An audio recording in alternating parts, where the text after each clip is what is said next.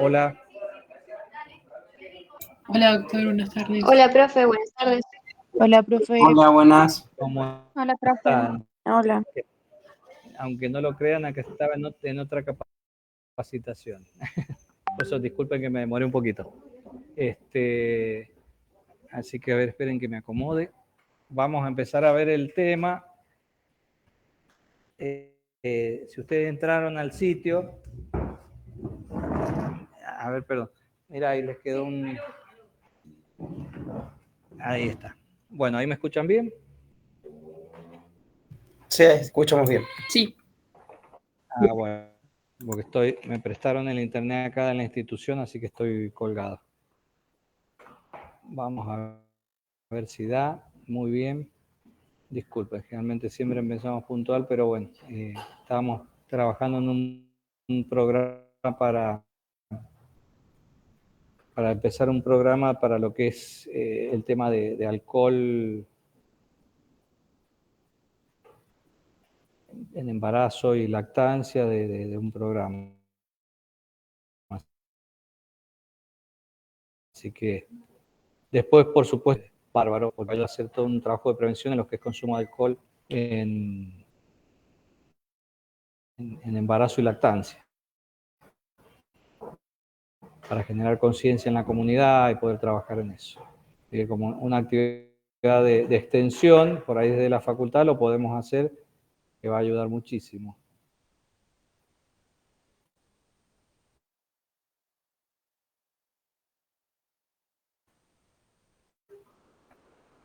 Así que estábamos viendo cómo se podía llevar adelante. Funciona. Así que los que estuvieron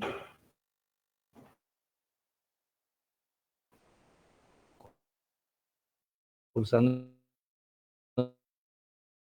toxicología, bueno, de ahí me vine de la facultad directo acá y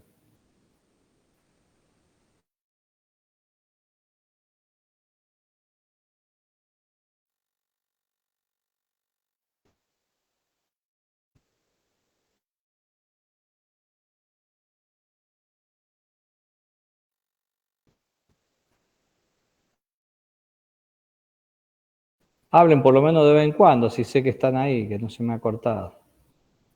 Doc, ahí El se programa le, cuando hacemos creo que con la cámara consume mucho Wi-Fi y se le corta un presentaciones poco la acá comunicación. virtuales. Sí, me parece medio pobre. Ahí se voy a sacar la cámara. Ahí está. ¿Ahí mejoró? Sí, profe. Voy a ver si lo puedo subir. Que lo suba. Ok, lo puse para compartir. A ver, voy a intentar de vuelta.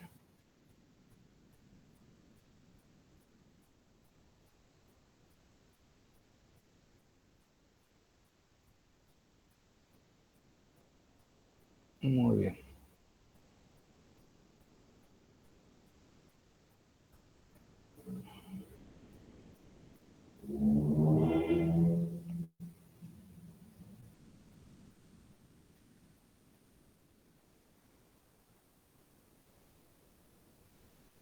Ahí está. Le voy a intentar a ver si me da el Wi-Fi para subirlo.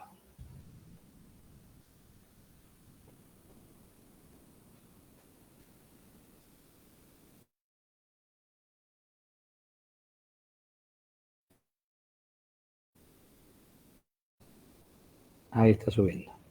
Bueno, muy bien. Primero agradecer que se haya inscrito en este curso de preparación y respuesta ante situaciones de desastre y contarles que esto surgió porque cuando uno como estudiante de medicina y después de dedicarme durante casi 20 años antes que la toxicología de emergencias, no teníamos ninguna formación en lo que era el manejo de situaciones de emergencias o desastres. Y que por nuestra formación, cuando se genera alguno de estos eventos, y pasamos a ser referentes, y vamos a ser convocados, sea tanto a nivel local, municipal, provincial o nacional o internacional, para ver cómo lo podemos abordar. Entonces, un poco la idea es poder en estos 4 encuentros que vamos a tener, ir hablando y hacer una visión de qué es esto de las emergencias, los desastres, y tener una interpretación y un poco interpelarlos con algunos ejemplos de cómo se manejan estos eventos, estas situaciones.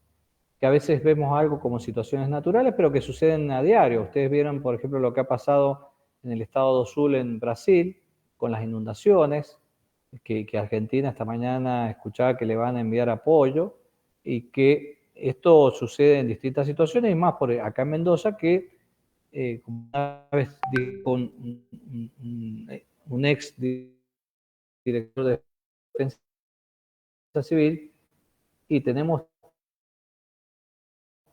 casi todas, que puedan suceder todos los eventos de desastre en nuestra provincia, menos el tsunami, porque no tenemos mar. Luego podemos tener grandes vientos, como es el viento sonda cuando ha sido intenso, que hubo un evento significativo con inundaciones, que la hemos tenido en la provincia, o eventos de fríos intensos, o podemos tener también situaciones de altas temperaturas. Entonces, acá son eventos que tenemos que estar preparados y saber cómo responder desde el punto de vista sanitario y cómo lo vamos a ir manejando.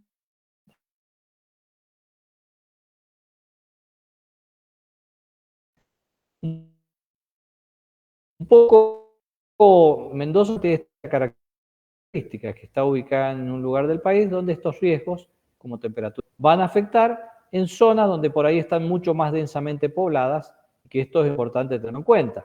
Fíjense ustedes que, por ejemplo, la densidad de toda la provincia es de 13 habitantes. Por ejemplo, en el departamento de Godoy Cruz hay 1.800 habitantes por kilómetro cuadrado. En Capital, 2.200, en Guaymallén, que es un poco más grande, 1.900. Y acá es donde tenemos que estar atentos y ver cómo vamos a actuar.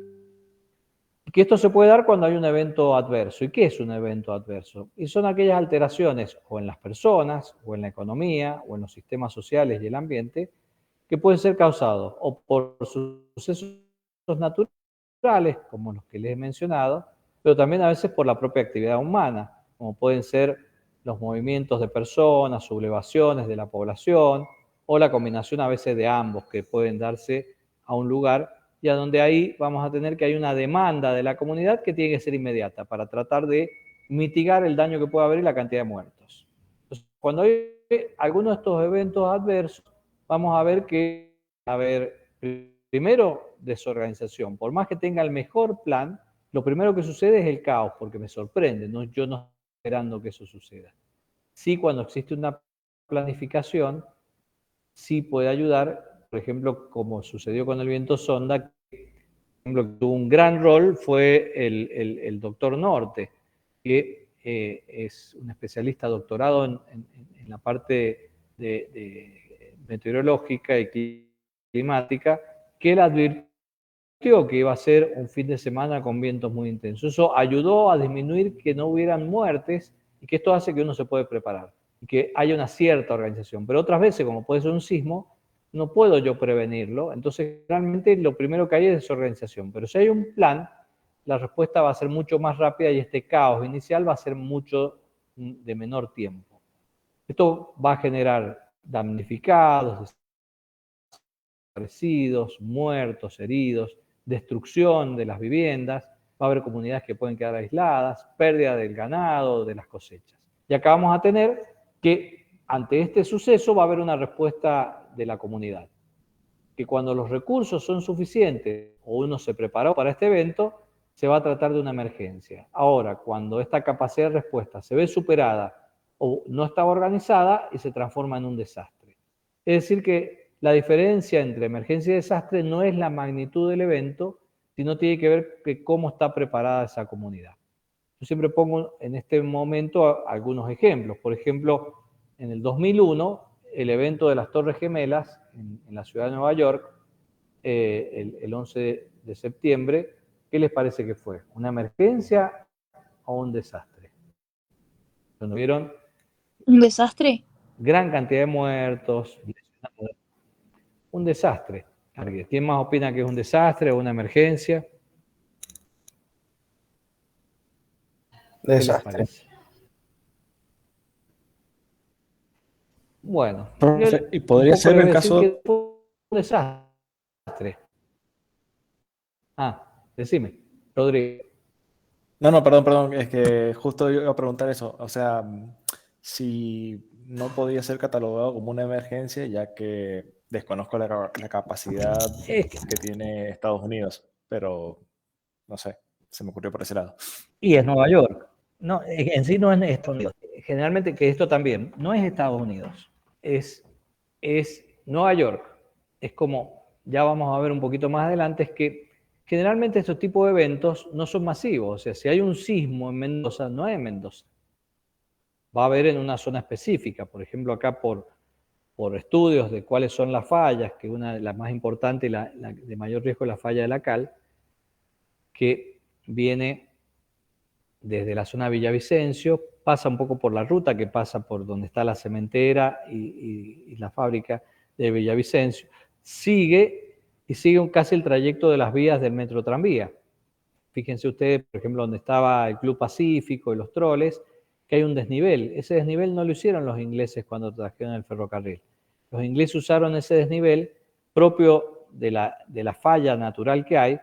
Fíjense ustedes lo que es la calle Juan B. Justo y Las Heras, lo que es Vicente Zapata, donde es Colón y Aristide Villanueva. Ese desnivel natural, pasa una falla. Es decir, que si hay un alto riesgo de sismo, de cierta intensidad, como fue en 1861, va a involucrar lo que es Las Heras y Ciudad, donde va a haber un mayor impacto. Pero vamos a tener el resto de los departamentos que no se van a ver tan afectados, como pueden ser los de la zona este, como pueden ser del Valle de Uco o del sur, que son los que van a ser los primeros respondedores. Entonces uno cuando hace este análisis tiene que ver que generalmente este tipo de eventos no son masivos ni tampoco son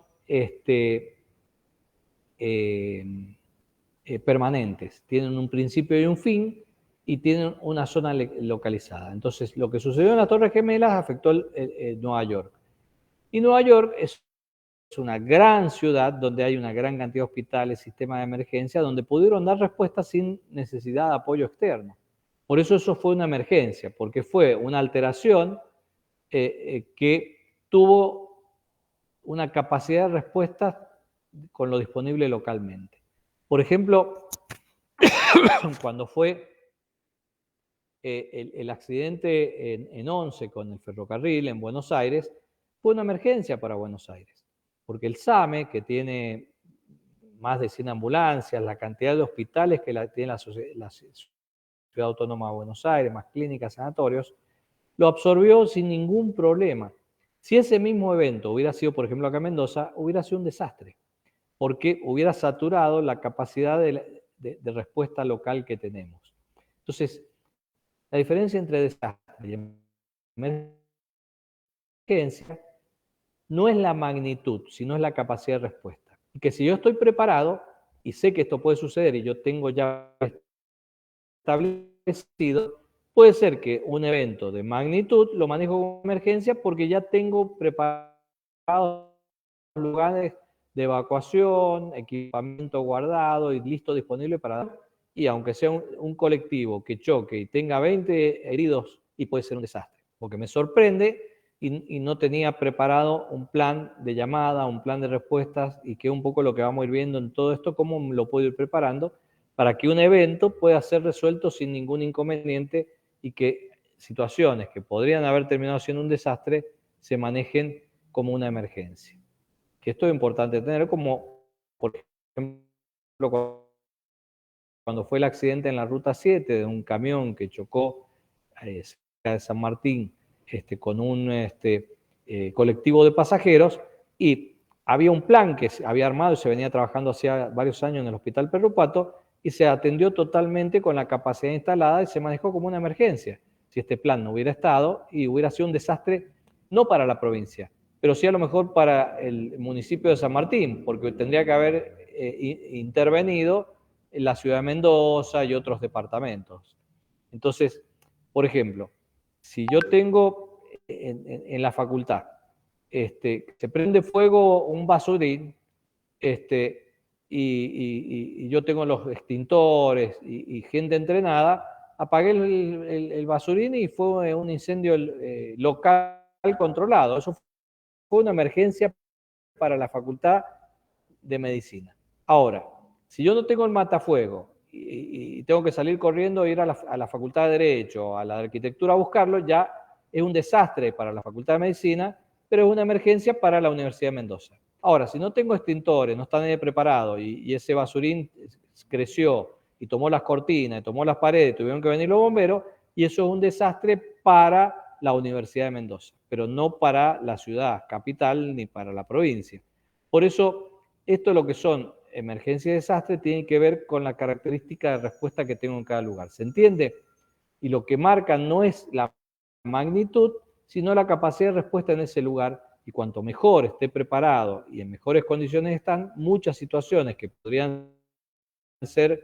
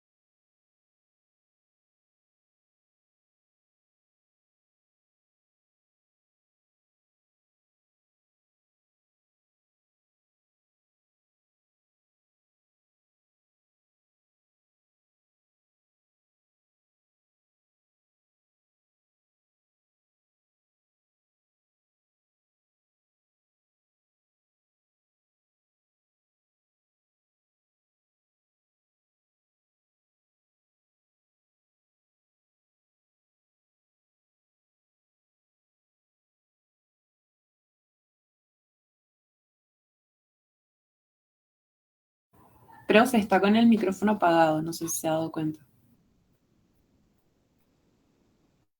Disculpen. Ahí está. ¿Ahí se escucha? Hasta escucharon. Sí, ahora se escucha. Bien. ¿Y hasta dónde más o menos que había hablado? Se cortó. Cuando se cortó, Hola. desde ahí ya no lo escuchamos más. Sí. Claro, más bien. ¿Cuándo? Cuando se ¿Qué salió de la estábamos llamada. hablando? ¿De qué llamada? Le estoy preguntando algo simple. ¿Qué es lo último que escucharon? Para si no les repito lo mismo o retomo donde se había dejado de escuchar. Cuando Profe, habló del accidente del micro y el camión. Desde ahí, Estábamos diferenciando emergencia de desastre, profe. hace un montón. Sí, He es que me hablado un parece porque montón. se salió la presentación y pensamos que se había Y salido de sí, la llamada, pero no sé qué claro, pasó. pero esta presentación en riesgo se salió. Esta la estaban viendo. Porque ahí vi que me apareció un cartel que me decían que se había salido. ¿Esto lo vieron? ¿O no? No, no alcanzamos, ¿Esto, profe. vulnerabilidad? Nada. No, tampoco. No, ¿Y esto tampoco? No. Estaba hablando no. 10 minutos a la nada. A ver, se nota que están muy atentos. Bueno, es el tema con el bendito Meet. Estaba hablando 10 minutos solo. Gracias.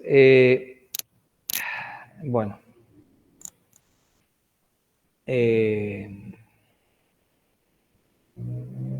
desastre, vimos lo que era desastre y emergencia, ¿verdad? Sí. Sí, profe. Le agradecería que por ahí hablen, me comenten, porque, a ver, es una situación muy incómoda estarle hablando a una pantalla de una computadora, y tratando, haciendo que, y viendo si realmente le interesa. Cuando uno da clases presenciales, les veo las caras, y veo si están atentos, si se aburren, si prestan atención, si alguien no entendió y lo repito, pero acá no tengo forma de interactuar con ustedes, es un monólogo, entonces es importante que por ahí cuando les haga una pregunta o algo, para que por lo menos le demos algo de vida a esto, porque si no, Profe, perdón, es cierto lo que usted dice, sin embargo, nosotros nos quedamos sin su conexión, o sea, usted se salió directamente de la llamada. Por eso no pudimos escuchar nada. Por su internet, por su pero conexión. lo he estado más o menos viendo. A ustedes los he estado viendo, no me he salido, a veces sí se sale, pero los he tenido en contacto. Bueno, ya vemos cómo lo resolvemos. le avisamos cuando vuelva a pasar. Por favor, o que dejen de escuchar, avísenme, pero ahí al toque, porque yo estoy Bueno. hablando, es que hablar.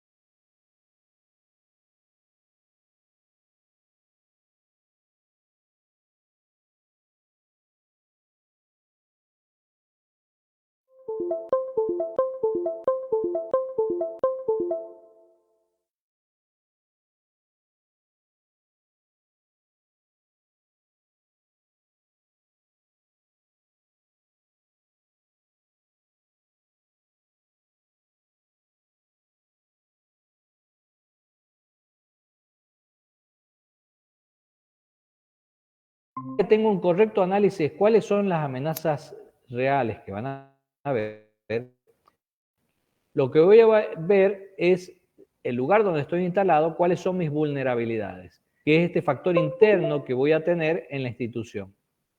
Y que esto va a depender de acuerdo a las amenazas que pueden existir. Y que ahí es donde tengo que empezar a adaptar o hacer un programa para ver qué tengo que reforzar o qué alternativas tengo para que pueda yo dar una respuesta y que si esto lo planifiqué bien, mi riesgo va a ser menor y por lo tanto, una crítica la voy a manejar como una emergencia localmente sin necesidad de apoyo externo. ¿Se entiende hasta ahí? Sí, profe. Es decir, Sí, profe. conociendo y teniendo un perfecto análisis de las amenazas que voy a tener. Por ejemplo, ¿qué esperan desde lo epidemiológico que va a pasar a partir de septiembre, octubre de este año? Que empiecen las alergias, puede ser. No, desde lo epidemiológico. Las gastroenteritis, como dijo en la clase hoy. No, eso es todos los años. La alergia todos los años, eso no es una amenaza. Que haya infartos no es una amenaza. Que haya alergia no es una amenaza, las diarreas no es una amenaza. ¿Qué es una amenaza que yo tengo cierta y real? El Cuando dengue, empieza profe. el dengue. El dengue. Ya teníamos esto en febrero del año pasado. Tuvimos, cuando terminó la temporada del año pasado, hubieron casos autóctonos, que nunca había habido en la provincia de Mendoza casos autóctonos. Tuvimos 2 o 3 casos autóctonos. Eso ya, si uno hace un correcto análisis, sabe que esa amenaza me indica que cuando vuelva el próximo, una vez que pasó el invierno, íbamos a tener una situación complicada. Y fue así.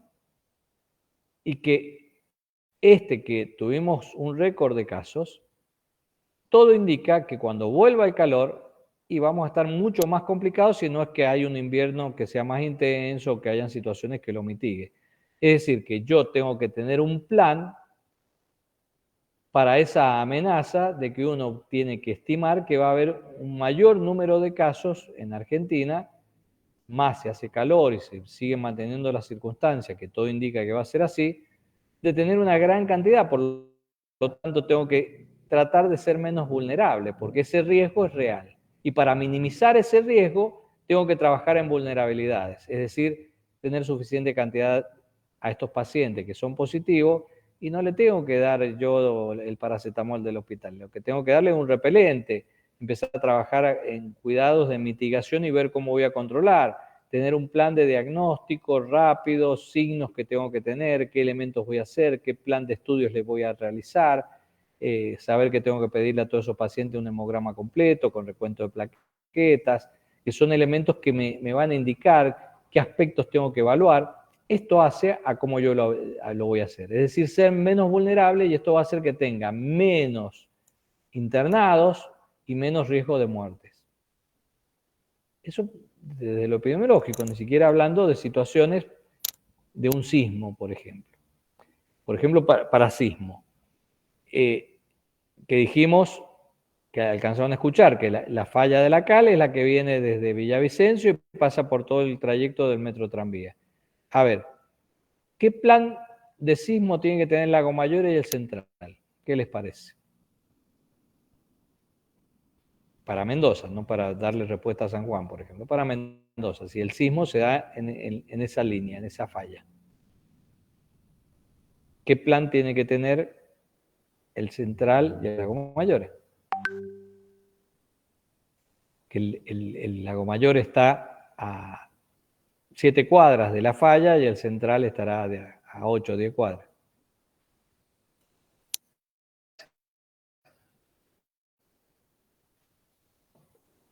Hablen, tírenlo, si es el momento para hablar, equivocarse y ver dónde están. Que cuente con el personal suficiente, asistencial suficiente. La verdad no sé, pero a su vez Y a ver, que cuente, ¿y eso qué significa? que nos falten médicos, enfermeros, Y están, camilleros. hoy están, está la guardia, Están los médicos, enfermeros, no faltan, están. Que estén capacitados Y, para la situación.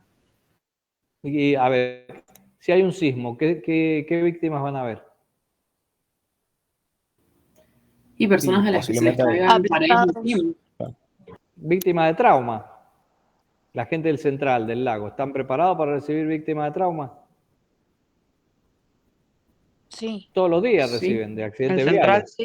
Acá en lugar de que te atropelle un auto, te va a caer un adobe en la cabeza o un árbol. Es lo mismo.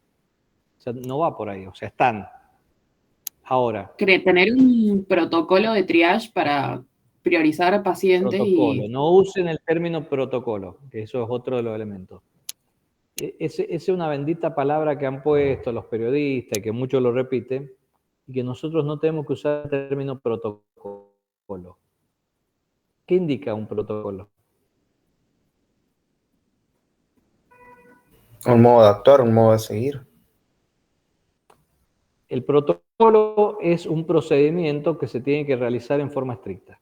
Por ejemplo, yo puedo tener un protocolo quirúrgico de apéndice que dice que tengo que preparar el campo, esterilizar, hacer una herida de tal tamaño, de tal longitud, de tales características. Después voy ingresando por plano, celular subcutáneo, hasta que llego peritoneo, y igual como voy saliendo.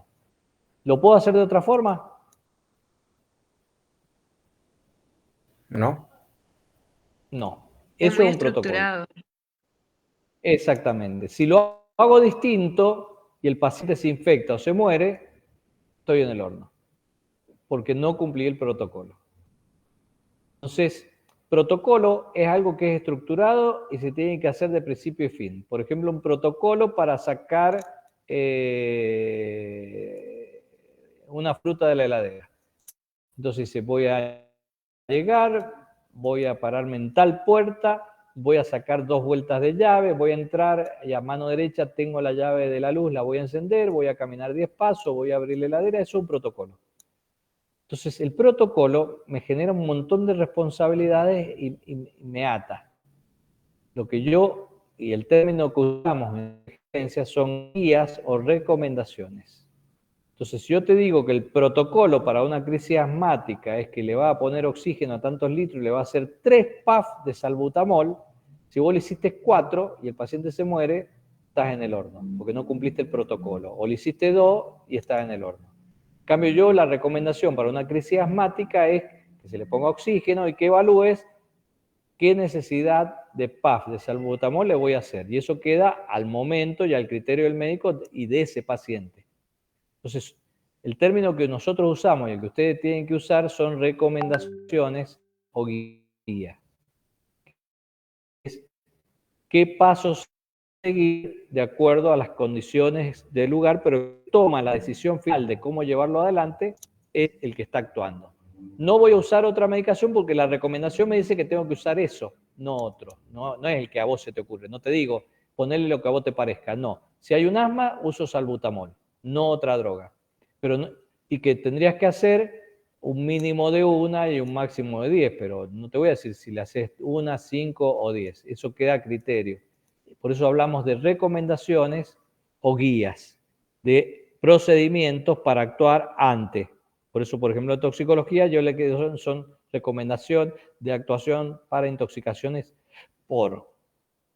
Esto es importante, no usen el término protocolo, salvo algo que tenga un protocolo como el quirúrgico, que así es protocolo quirúrgico porque siempre se entra así y se sale así. Y ahí no entra tu criterio, es así. Entonces esto es importante. Entonces, si vamos al Hospital Central y al Lago Mayores, me sirve tener todo un plan y que el hospital se prepare para recibir víctimas de un sismo producido por la falla que viene por donde pasan las vías. Y yo pienso que sí, también por el tema de las camas de internación, ¿o no? Bueno, eso es lo que pensaban la mayoría. Ahora, si el hospital está a 7, 8 cuadras de donde está la falla sísmica, ¿qué le va a pasar al hospital cuando se produzca el terremoto? Y se va a ver afectado Se puede también. derrumbar. Claro, si no se cae, va a quedar inutilizado. O sea, estar en condiciones de dar respuesta inicialmente? No. Por eso un poco cuando empezamos el plan de emergencia, que todos decían el protocolo del Hospital Central ante sismo. El protocolo del Hospital Central ante sismo es un plan de evacuación. Sálvese quien pueda. ¿Dónde va a evacuar la gente del hospital? Porque la tengo que sacar a un lugar abierto, a un lugar que no tenga riesgo que se caiga, y ahí tener la gente. Después evaluaré con ingenieros si el hospital está en condiciones de que no caerse, y ahí volveré a meter la gente dentro del hospital. Y ver si va a tener agua. ¿Va a tener agua el Hospital Central después de un terremoto de estas características? No. No, ¿por qué? Porque se van a cortar todos los caños, porque el sismo tipo cizallamiento. ¿Va a tener luz? No, porque después de cierto grado de terremoto se corta la luz. Y se van a caer árboles que te van a cortar las líneas. Por lo tanto, el plan que van a tener el lago y el central es un plan de evacuación. Por ejemplo, el plan que hicimos en el lago Mayor era evacuar hacia la parte del Liceo Militar Espejo. Vieron que hay un portón que se abre, tenés un lugar. El central es el que está más complicado, porque no tiene un lugar de evacuación. El lugar que tendría para evacuar el central, ¿cuál sería? La calle. La calle. Sí. El acceso, donde está ahí la plaza y eso. ¿Qué acceso? No sé, se me confunde. No sé si es el sur, norte. Ahí la lateral. La La costanera. placita chiquitita. La Y una costanera. placita muy chiquita. El hospital tiene más de 400 pacientes. Es muy chiquita.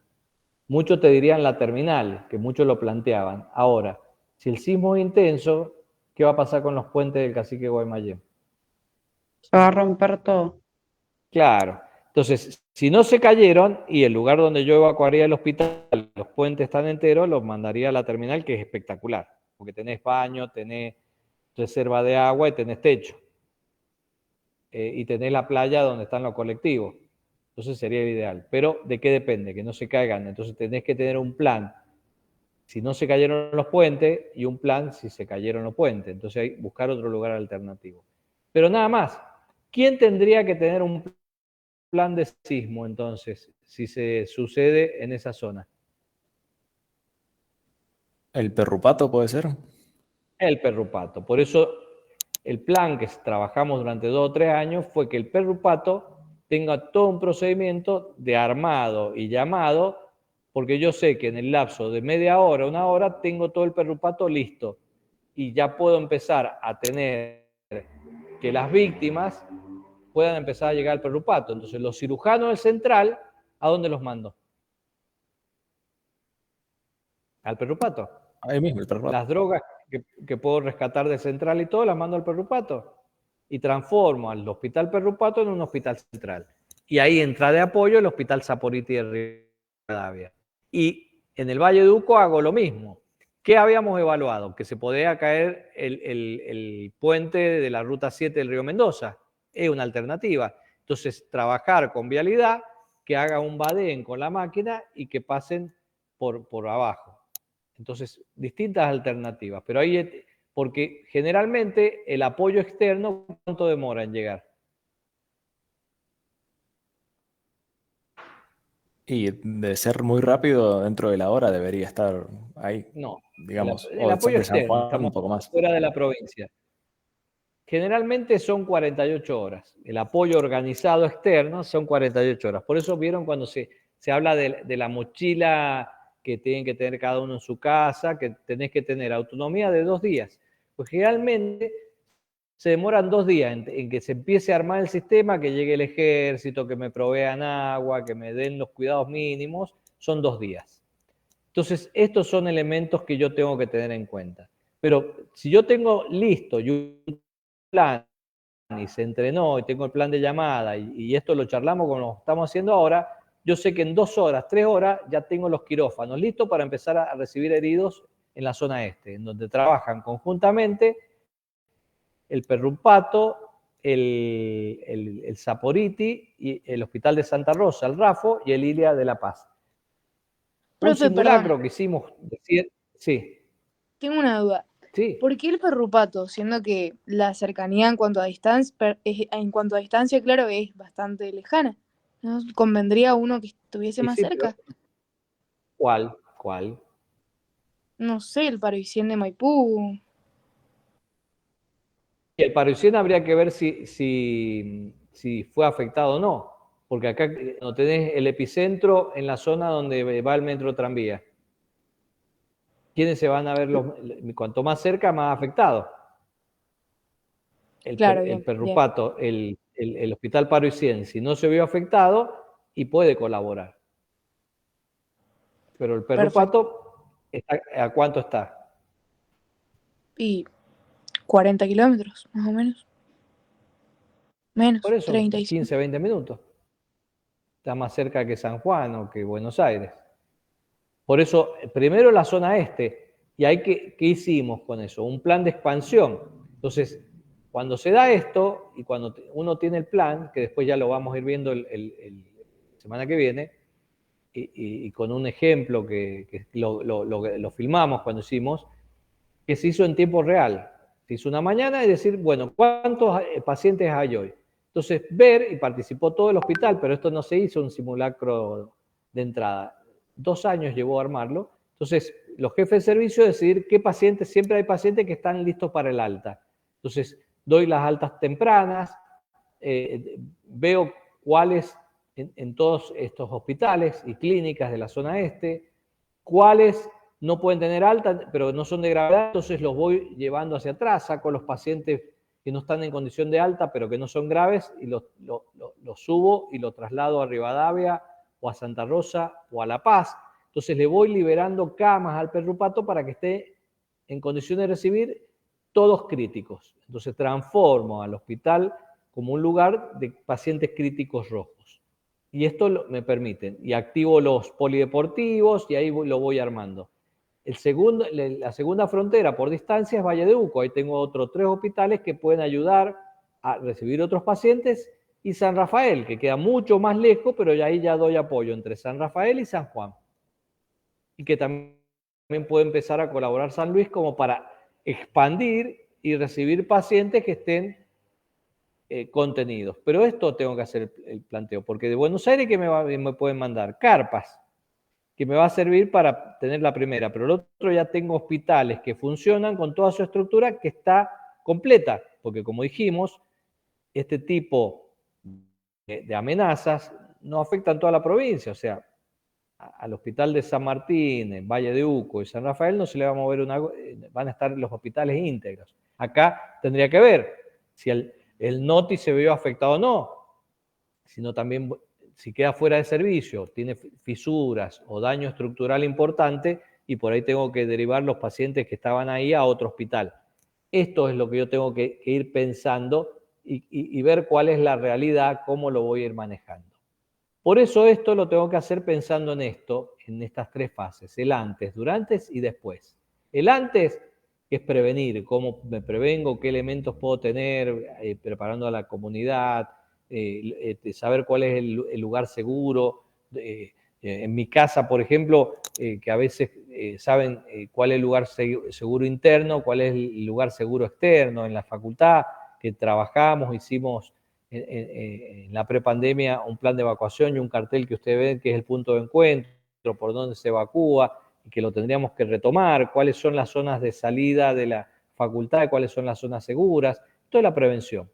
Lo otro es la mitigación, ver cómo protejo los vidrios, cómo protejo las escaleras, qué elementos para que no hayan daños o se caigan los vidrios, y cuándo voy a hacer la evacuación.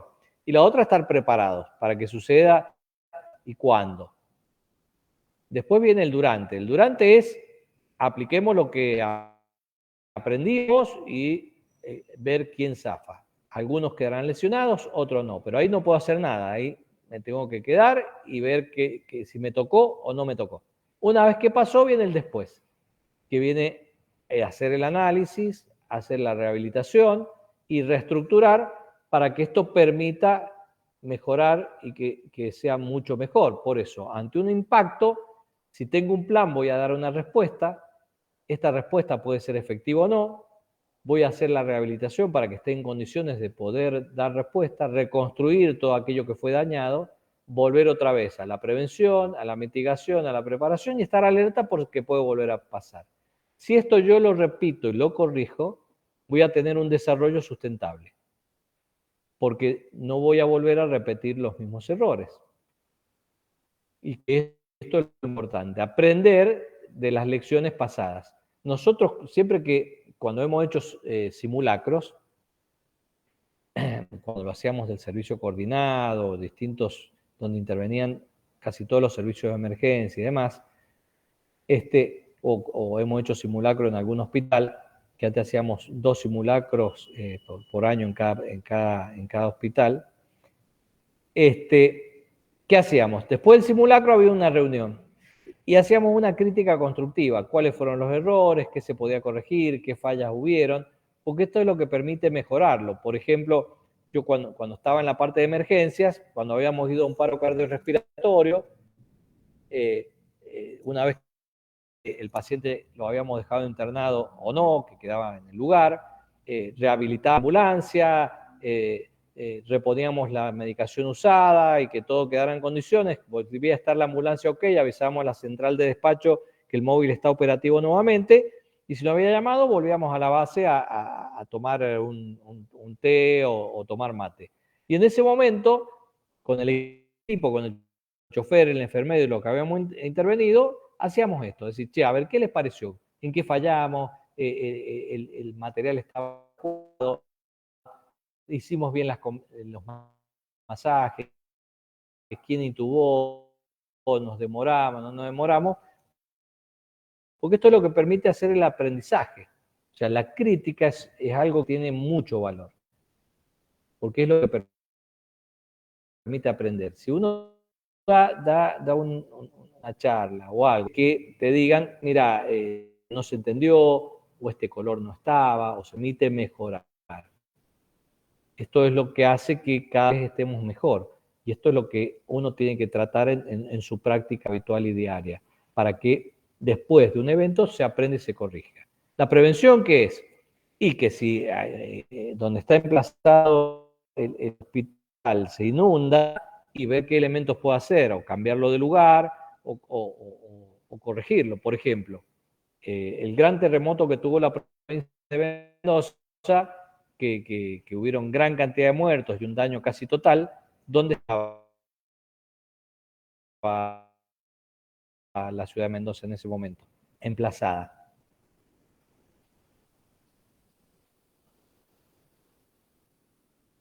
¿Se ubican dónde quedaba ¿Dónde la está el ciudad área capital? fundacional? ¿Dónde está el área fundacional? Por eso se llama área fundacional. Ahí estaba el cabildo, la casa de gobierno, y están las ruinas de la iglesia que quedaron de ese terremoto. ¿Dónde reconstruyeron la ciudad? Y Después más del hacia el sur, terremoto. digamos. ¿Cuánto más? ¿Dónde está No sé. el kilómetro cero? Peatonal y ¿Ah? San Martín. Nada. 20 cuadras, 30. ¿Dónde la construyeron? ¿Sobre la misma falla sísmica o no? O sea que si vuelve a haber un movimiento de la falla sísmica, ¿qué va a pasar? Lo mismo. ¿Dónde tendrían que haber fundado la ciudad a lo mejor? A lo mejor Y donde en está Luján. Maipú, o en Luján, o donde está Maipú, o en Guaymallén. O no, o sea, la capital tendría que ser donde está el centro de Guaymallén, a lo mejor, más lejos de la falla sísmica, no encima. Eso es prevención. Entonces, para ver, o sea, si tenía acá, veamos qué falló y cómo lo vamos a corregir. La mitigación, que ahí sí se trabajó, ¿qué se hizo? Y se hizo toda una norma de construcción, por lo menos los edificios tienen una norma de construcción que se va renovando y se hacen más seguros. ¿Cuándo hubo una gran corrección de la norma de construcción? ¿En qué año?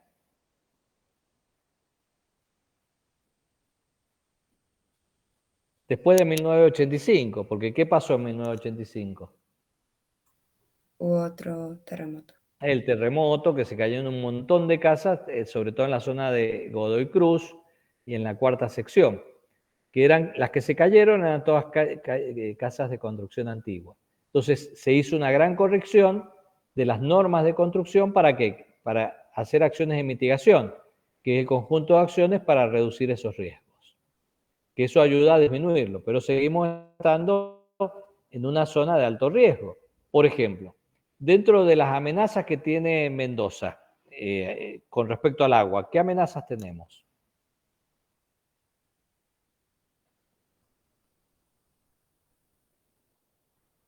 Que se rompa el dique. Una que se rompa el dique. Generalmente el dique, por suerte, se vio que tenía un riesgo de lixiviación y que podía ceder en la parte interna, y se hizo la corrección y se hizo un contradique abajo para frenarlo. O sea, tendría que ser una situación bastante violenta para que se rompa. Aparte, por ahí no hay fallas importantes y está lejos, porque está en Luján, de la falla de la Cal, que está en Las Heras y Ciudad. Entonces, el riesgo es muy poco probable. Pero sí, por ejemplo, tenemos una amenaza cierta, que ya se ha dado varias veces y que se va a dar cada vez más, que son las inundaciones rápidas, que son las lluvias que hay en el Pedemonte, que esto ya generó una inundación en la ciudad de Mendoza y Godoy Cruz en el año 87 o por ahí, no, en el 77, en el 77, 78, que se inundó, venía agua por la calle San Martín de punta a punta, arrastrando autos y todos. En donde una recomendación era no que la ciudad no creciera hacia el Pedemonte, porque el Pedemonte lo que te da seguridad era toda la flora natural, que eso ayuda a que absorba mucho, porque si vos construís, impermeabiliza, se pone en casa, alto y todo lo demás. ¿Hacia dónde ha crecido la ciudad de Mendoza? Y full hacia el Hacia el oeste. Pedemonte. Hacia el oeste. Entonces, el día que se alineen los planetas, ¿qué va a pasar? Una gran inundación. Y esto también se dio no solo en la ciudad, sino también en Godoy Cruz. Entonces, ingenieros y todos recomendaron, después de todos estos eventos, que había una línea que no se tenía que pasar para arriba, que era la línea de la Bolón-Sumer, o si quieren un poquito donde termina la avenida Libertador. Y ahí tendría que dejar campo para que actuara como barrera de absorción, y cada vez se va más hacia arriba, se junte la lluvia como sucedió en el 77 con todas las consecuencias. Esto es planificación. Y que esto hay que ver hacia dónde se van y hacia la mitigación para minimizar los riesgos. Y por supuesto, la preparación, que son todas las medidas y acciones que se van a usar para reducir al máximo las pérdidas de vidas humanas. ¿Qué es esto? El plan que le decía, ¿qué plan voy a tener para eventos? A ver, por ejemplo, el Hospital Enfermero Argentino General Alvear, ¿tiene que tener un plan para accidente aéreo?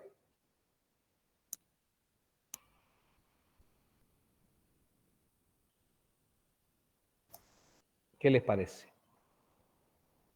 Ay, profe, ¿puede repetir el nombre que se cortó justo? El Hospital de General Alvear, el enfermero argentino, ¿tiene que tener un plan para accidente aéreo? No, Y no, ¿por qué? Porque no tiene ¿y ningún por gran aeropuerto cerca. Porque el aeropuerto está acá en Las Heras. No hay claro, no hay aeropuerto. Y que tiene que tener un plan de accidente aéreo, ¿cuál es? San Rafael, Malargüe y Mendoza. Mendoza capital, y parte de la Cera, el Hospital Carrillo. ¿Se dan cuenta? Entonces, yo tengo que preparar estas acciones de respuesta para reducir las pérdidas de acuerdo al riesgo potencial que va a existir, pero con una cuestión de análisis de estos factores que tienen. Entonces, yo siempre por ahí digo, ¿cuál es el rol que va a cumplir cada hospital y hacia qué puedo tener, qué amenazas pueden existir? Y ahí es donde yo tengo que empezar a actuar. ¿Van llevando cuál es? Porque si yo tengo un buen plan y voy a poder dar una respuesta adecuada, que son todas las acciones que voy a llevar para adelante ante los daños que van a aparecer. Por lo tanto, ahí tengo que ver qué elementos voy a necesitar para ese tipo de eventos. Por ejemplo, cuando Si ustedes recuerdan que hubo 2 recitales del Indio Solari acá en Mendoza. Entonces, primero lo querían hacer en Godoy Cruz, en la zona donde está el hipódromo. Y ahí desde el plan de emergencia le hicimos ver cuáles eran los riesgos, el acceso a la población, los sistemas de emergencia, hasta que pudimos convencer al gobernador de ese momento de que era de altísimo peligro. Entonces surgió que se iba a hacer en el autódromo de San Martín. Ahí ya actuamos en disminuir un riesgo y en mitigar la situación, porque eran 300.000 personas que iban a estar en un solo lugar. Lo otro que hicimos fue ver todas las situaciones meteorológicas y, por ejemplo, el primer recital se iba a esperar un frente frío con llovizna y bajas temperaturas. Entonces hicimos toda una preparación para dar respuesta a situaciones de hipotermia. Entonces preparamos carpas, mantas, teníamos 300 mantas que nos habíamos conseguido de desarrollo social, esos cañones que vienen de calefacción forzada, baños María para tener los sueros a 38 grados para pasar sueros calientes si había hipotermia. Preparamos el polideportivo de San Martín para que estuviera calefaccionado y nos permitiera poder llevar pacientes para calentarlos ahí, que fue el desarrollo. El segundo recital fue en verano y vimos que iba a hacer mucho calor. Entonces ahí preparamos todo lo que era a tener un buen stock de agua, hicimos convenio con Villavicencia y Eco de los Andes y teníamos mucha agua, estar atentos a situaciones de intoxicaciones y agresión porque la gente iba a chupar mucho más alcohol, y que entonces uno tiene que ver cuál es la situación para ver con qué me preparo. Entonces, en una, qué tipo de medicación íbamos a necesitar, y en otras, qué tipo de medicación íbamos a necesitar, si el riesgo era de trauma, de quemados, de consumo de sustancias, y esto hace a estar preparado para dar respuesta de acuerdo a ese riesgo, y esto es importante tenerlo en cuenta. Y por supuesto, una vez que pasó, la rehabilitación, que es tratar de restablecer lo más rápidamente posible todo el estado para que siga atendiendo, porque una vez que pasó el evento, el accidente, las víctimas múltiples, y la gente se sigue infartando, sigue teniendo ACV, sigue teniendo neumonía. Entonces tengo que poner otra vez en condición el centro asistencial para que siga cumpliendo su función cotidiana. Y ahí es donde tengo que entender que es esa rehabilitación que a su vez la tengo que hacer en forma rápida y en el menor tiempo posible para que esos servicios básicos estén a la altura de las circunstancias. Y si se vio afectado, por ejemplo, por un sismo, una inundación, hacer la reconstrucción. Poner en marcha al hospital lo antes posible y las condiciones para que tenga seguridad. Por eso le decía, si estamos con un sismo en la ciudad de Mendoza, primero evacúo a la gente, después evalúo con todo en la parte de ingenieros, arquitectos, para ver si está en condiciones para que pueda ser habitado, o directamente se clausura y tengo que ver dónde voy a reubicar a todos esos pacientes. Esto es el rol que tengo que tener y llevar adelante. Entonces, los aspectos generales de los efectos que pueden tener un desastre sobre la salud son distintos puntos. El primero, saber que existe una relación directa entre el tipo de desastre y el efecto sobre la salud. Es decir, que si yo estoy esperando que exista una situación que me sobrepase por dengue, y tengo que ver las condiciones, qué riesgo tengo. Y el riesgo de la fiebre, tener laboratorios que me hagan los hemogramas, recuento de plaquetas, repelente de suficiente cantidad. Y si tengo una amenaza de que va a ser una onda polar de bajas temperaturas, y voy a tener víctimas con hipotermia, entonces ver dónde los voy a alojar, qué riesgos hay.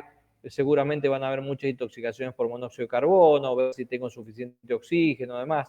Entonces, hay una relación directa entre el tipo de desastre o emergencia y qué efecto va a tener sobre la salud. Entonces, no tengo que decir, y necesito para trauma, necesito para... No, hay una relación directa. Segundo, algunos efectos constituyen un riesgo potencial más que una amenaza cierta. Entonces, eso también lo tengo que ponderar. Tercero, los daños reales y potenciales sobre la salud no son todos al mismo tiempo. O sea, no caen todos juntos. segundos. Hay todo un evento que es progresivo y tengo que estar atentos a qué sucede. Por ejemplo, ante una situación de sismo, ¿qué es lo primero que voy a tener y que va a llegar al hospital? Traumatismos. Trauma, exactamente. Eso va a ser lo inmediato. O sea, tengo que tener elementos para manejo del trauma. Ahora, en las próximas 24 horas, ¿qué me tengo que empezar a preparar? ¿Qué voy a empezar a tener?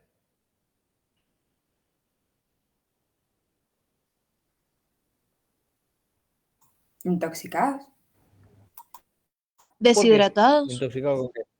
Y puede ser que tenga deshidratados, puede ser que tenga infecciones, las heridas que no vinieron a la consulta y no se trataron, que se infectan. Entonces, no todos los casos vienen al mismo tiempo.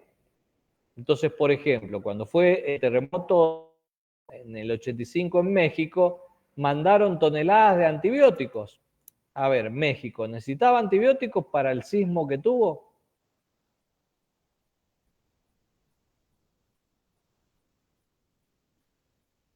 No necesitaba antibióticos porque no es la emergencia, a lo mejor necesitaba elementos para trauma. ¿Eso qué terminó? Que terminaron con depósitos con antibióticos hasta el techo, que se terminaron venciendo y después no sabían qué hacer con los antibióticos. Entonces, es importante saber que no todas las necesidades son al mismo tiempo. Hay un momento y etapas que son progresivas y yo las tengo que contemplar y que generalmente tengo que evaluarlas de acuerdo a la disponibilidad. Cuarto, en los desastres, las necesidades de alimentos, vivienda y atención primaria en la salud no son por lo común totales, porque si se te cayó la casa y te va a la casa del vecino, a la casa del primo, del tío, o sea, el Estado no tiene que darle casa y comida a todos los habitantes de Godoy Cruz. Va a haber algunos vecinos que se le cae la casa y que a lo mejor lo va a resolver fácilmente con los allegados o familiares próximos. Entonces, esto también simplifica y tengo que valorar ese elemento. 5. Las necesidades de respuesta son proporcionadas en primera instancia por la propia comunidad. Y que esto es lo que planteábamos. Entonces, ahí es importante entender cómo lo voy a abordar y que si yo tengo el botiquín y puedo dar, el que va a ayudar es la propia comunidad. Porque, por ejemplo, ¿quién sabe dónde están ahora sentados en este momento? La policía sabe, Gendarmería en Buenos Aires sabe, Naciones Unidas saben dónde están sentados en este momento. No, ¿quién sabe?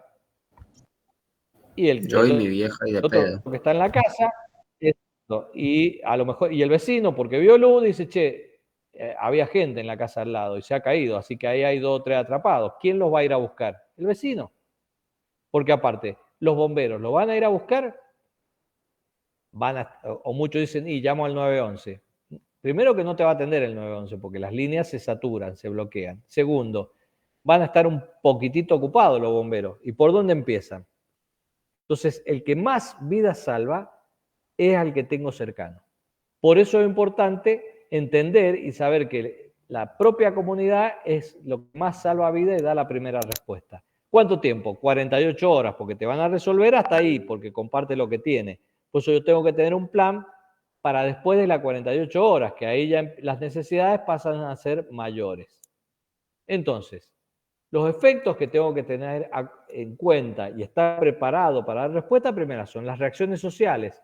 ¿Cómo contengo las reacciones sociales? Con muy buena comunicación. Hoy, si hay un sismo en la ciudad de Mendoza, ¿la gente sabe a dónde tiene que evacuar? ¿Dónde se va a albergar? No, no saben, no hay un plan. ¿Cuáles son las calles seguras? ¿Qué lugares del parque se van a habilitar? Esto tiene que estar comunicado, tiene que estar planificado. O en Maipú, ¿a dónde van a evacuar? O en Luján, o en San Rafael, ¿cuáles son los lugares? Porque yo voy a ir a donde me parece, como ustedes dijeron. Y yo me voy del central, me voy a la placita del Almirante Brown que está ahí al costado. ¿Esa plaza es segura? ¿Hay riesgo que si se cae el hospital se me caiga encima? ¿O a dónde voy a evacuar? Eso tiene que ser informado y que los expertos, los ingenieros, todos te digan, no, mirá, sí, a la calle. ¿A cuál calle? ¿A la calle Garibaldi o a la calle Alem? ¿O en qué lugar? Los otros son las enfermedades transmisibles que pueden existir. El impacto no solo físico, sino mental que va a existir, que pasó con la pandemia de COVID. y que hoy estamos padeciendo el impacto mental, que lo vemos en la sociedad y un poco lo hablamos. El gran problema después del COVID era el impacto mental. Lo otro, el desequilibrio que va a haber de oferta y demanda de servicios y necesidades y los que van a tratar de hacer su negocio. La población que se va a desplazar masivamente, por ejemplo, se van al parque y si la gente va y se pone donde mejor le parece, ¿cuál es el riesgo que existe? ¿Qué les parece? Que no sea un lugar seguro para ellos. ¿Cómo? Que no sea un Se lugar cortó. seguro para ellos. Claro, Conglomeración. para ellos a lo mejor es seguro, pero ¿cuál es el tema? Que a veces cuando hay una situación de sismo, que uno piensa en el hospital, en las gasas y todo, supónganse que hay un sismo. ¿Qué pasa con la gente que, por ejemplo, vive en 2 cuadras a la redonda de la calle San Martín? Que ahí, ¿cuánta gente podemos tener donde hay edificios? 2.000 personas, 3.000 personas, ¿cierto? ¿Ah? Va a Sí, estar juntando toda la todos los gente edificios, agrupada sí, en un lugar. Manzana, pueden haber 2.000, sí, póngale 2.000 personas, 2.000. ¿Qué urgencias tiene esa gente? Después de un sismo, de un terremoto. ¿No hay luz? ¿No hay agua? ¿En qué pensarían desde los sanitarios?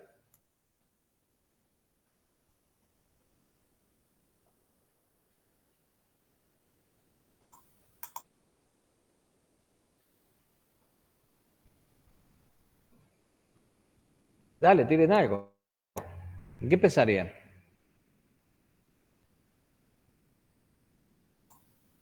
Necesidades, profe. Les pregunto a ustedes. Soy el intendente. Claro, ¿qué necesidades?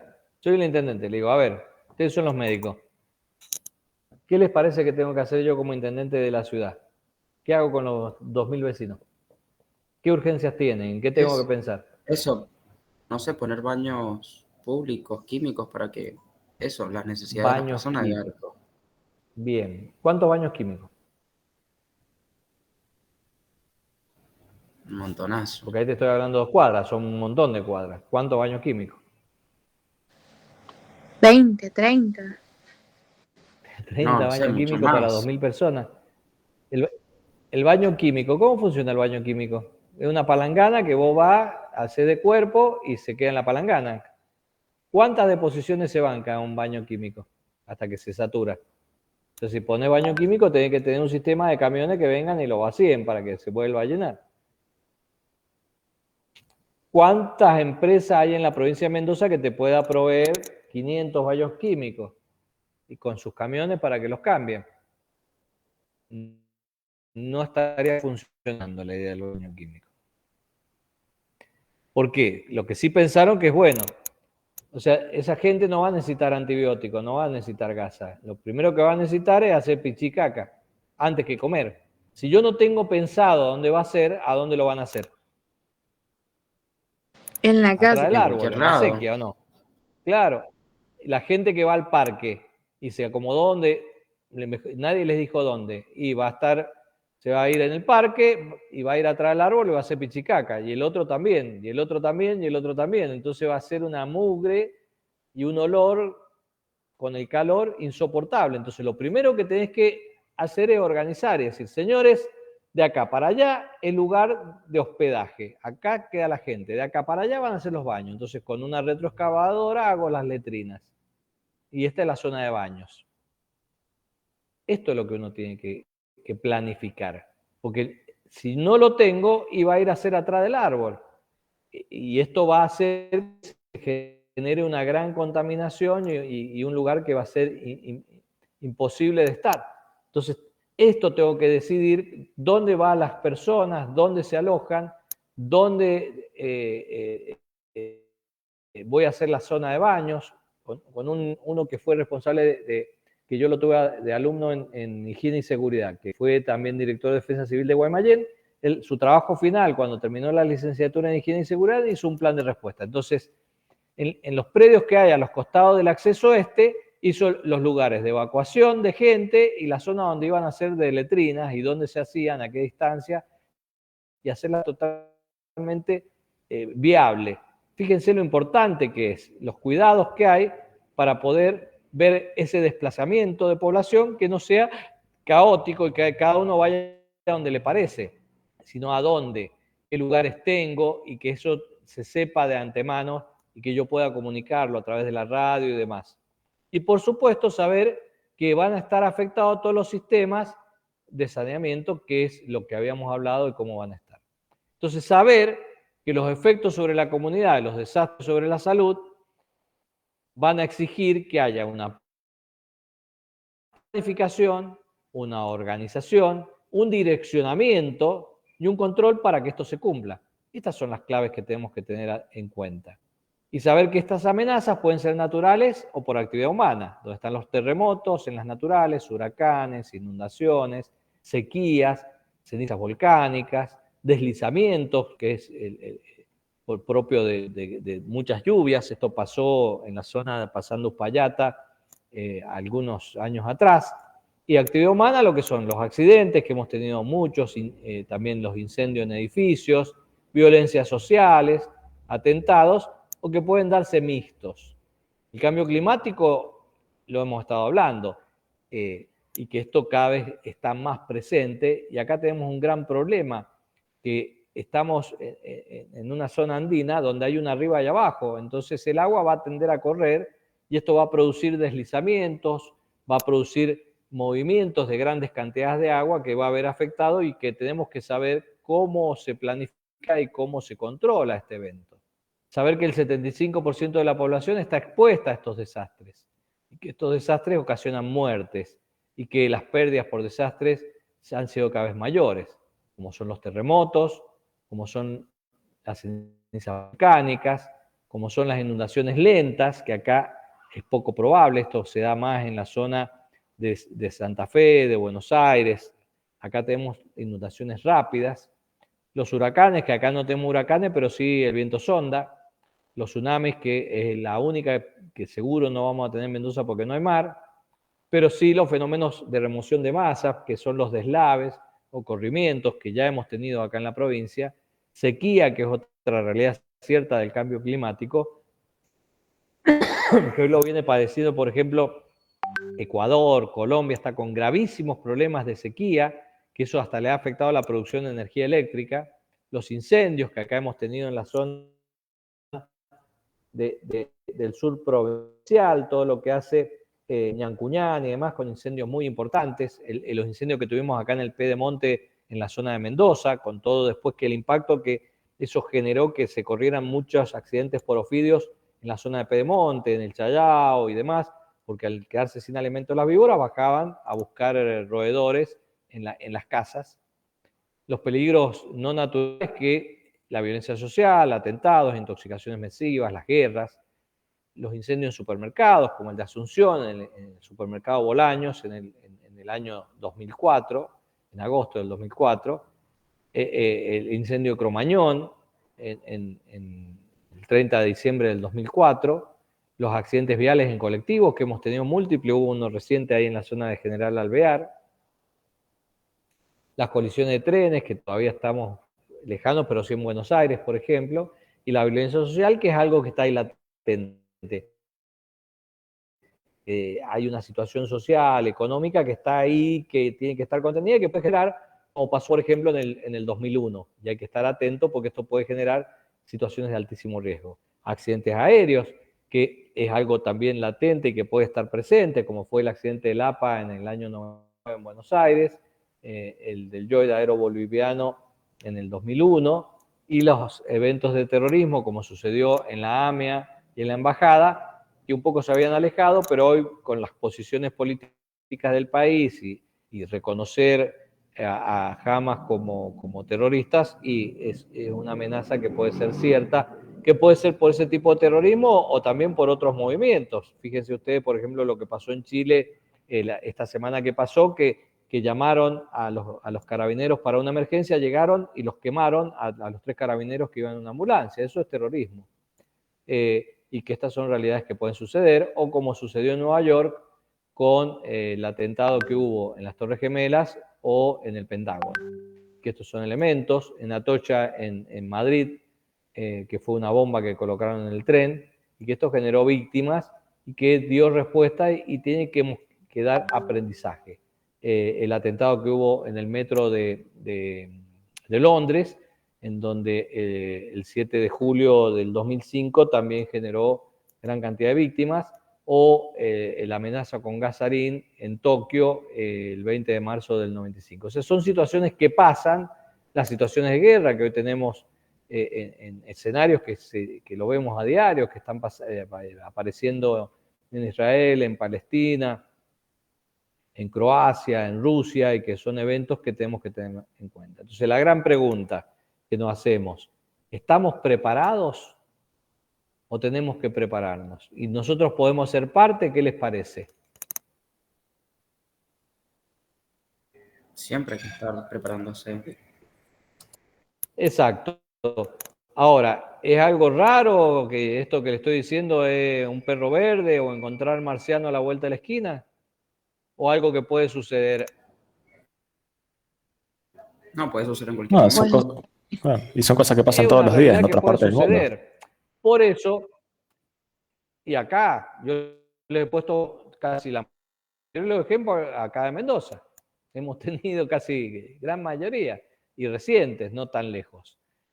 Entonces, por eso un poco la idea de este curso, y este primer encuentro, que lo vamos a hacer cortito, medio a los golpes, porque justo ya tenía este compromiso y ya se había corrido, pero empezar a hacer el desarrollo. Por eso es preparación y respuesta ante situaciones de desastre, y que esto es un poco la idea, que ante esta realidad empezar a desglosar en los encuentros que vamos a tener los próximos miércoles, cómo nos preparamos, cómo vamos a dar respuesta y cómo vamos a hacer el manejo ante distintos escenarios. No solamente de la preparación hospitalaria, la extrahospitalaria y por supuesto en esta visión, que no es lo clásico de atender una neumonía o cómo atiendo un accidente vial, sino cómo voy a hacer este manejo y cómo lo voy a preparar. Por eso un poco les voy tirando, porque es para pensar, este juego es para decir, y a ver, que es tomarnos este rato, esta hora, 2 horas que vamos a estar para pensarlo. Es como a veces cuando por ahí, a veces en mi familia lo han ido por ahí incorporando. Cuando vas a un restaurante, mientras estás esperando que te traiga la comida, observas. Te dices, ¿qué pasa si tiembla? Entonces ves dónde está la puerta de salida, como haces en el avión que te enseñan. Cuando te sentás te dicen cuál es la puerta más cercana si tenés que evacuar. ¿Qué tenés que hacer para evacuar? Y bueno, eso también planearlo. Si estás en la facultad, ¿qué pasa si tiembla? ¿Salgo o me pongo a dónde? ¿Debajo en qué lugar? Si hay incendio, ¿dónde voy a estar? ¿Dónde están los extintores? Tener esta visión, ¿qué pasa si? ¿Qué pasa si? Esta es la pregunta que tengo que hacer. ¿Qué pasa si? Y esto hace que yo me empiece a preparar y esté atento. Que si sucede, voy a tener una respuesta rápida porque ya lo pensé. Y esto es lo que tengo que armar en los sistemas de salud para decir qué pasa si, y me anticipo y me preparo porque me da un tiempo.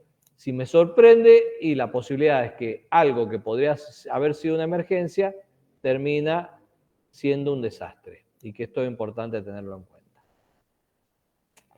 Bueno, muy bien. ¿Tienen alguna duda, alguna pregunta? Así no los agobio, pedir disculpas que me demoré en empezar, siempre estoy 10, 15 minutos antes, pero bueno, ha sido un día complicado. Aparte que esto estaba pensado, yo lo daba los lunes, estos encuentros, pero como estaba la posibilidad de hacerlo presencial, lo puse el miércoles, cosa de darlo, ya que estaba en la facultad, darlo el mismo miércoles, pero después se planteó que se hiciera otra vez online para que participara también San Rafael, y bueno, tuve que tener todo un reacomodamiento de agenda. Pero ya a partir del miércoles que viene ya pude reacomodar todos los otros horarios. Muy bien, ¿alguna duda, alguna pregunta? Por mí no, profe, gracias. No, No, profe. profe, es todo No, clarísimo. profe, no, profe. Bueno, espero que haya servido un poco para disparar. Sí, ¿quién estaba hablando que había empleado algo?